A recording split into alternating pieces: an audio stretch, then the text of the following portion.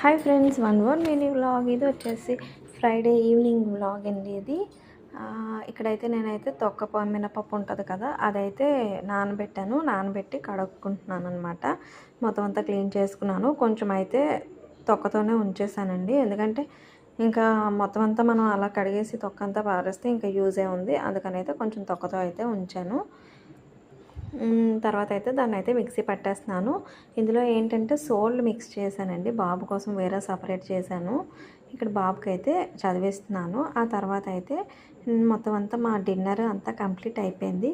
ఇక్కడ బాబుకి వచ్చేసి సపరేట్గా చేశాను, మాకు సపరేట్గా అయితే డబ్బాలో అయితే వేశాను. నేను చూసారు కదా, స్టవ్ అంతా క్లీన్ చేసుకున్నానండి.